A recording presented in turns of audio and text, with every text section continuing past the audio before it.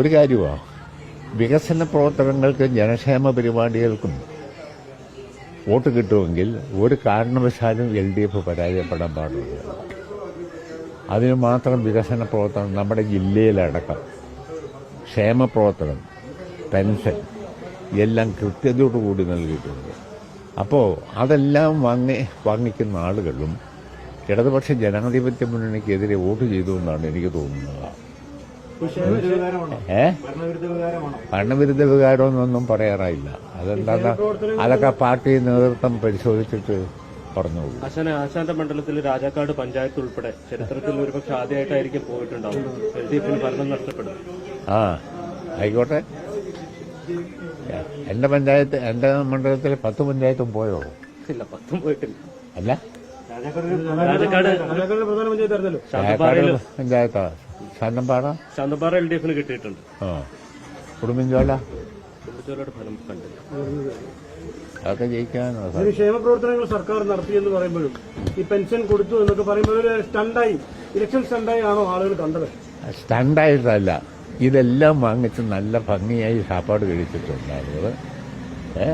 എന്നിട്ട് ഏതോ തക്കതായ നൈമിഷികമായ വികാരത്തിന് എതിരെ വോട്ട് ചെയ്തുകൊണ്ടാണ് എനിക്ക് തോന്നുന്നത്.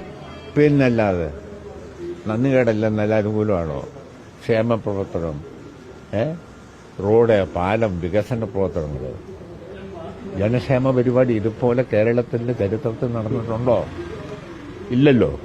ഇതെല്ലാം വാങ്ങി നല്ല ഭംഗിയായി ചാപ്പാട് കഴിച്ചവർ നല്ല ഭംഗിയായി നമുക്കിട്ട് വെച്ചു എന്നാണ് എനിക്ക് തോന്നുന്നത്.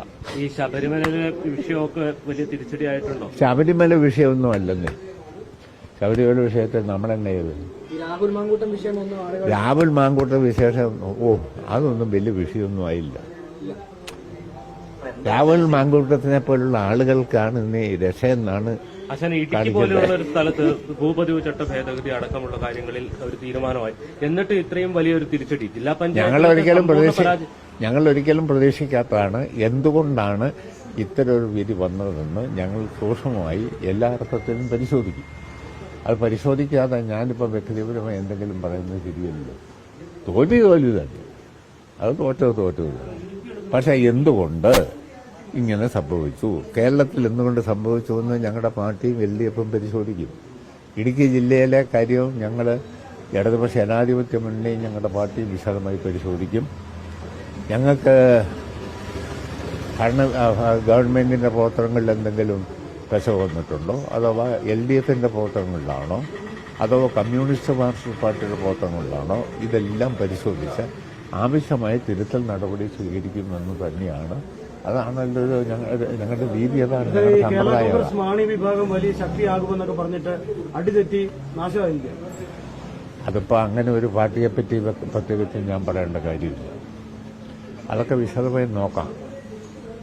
ഏതായാലും തോൽവിയാണ്, അത് സമ്മതിക്കും. അത്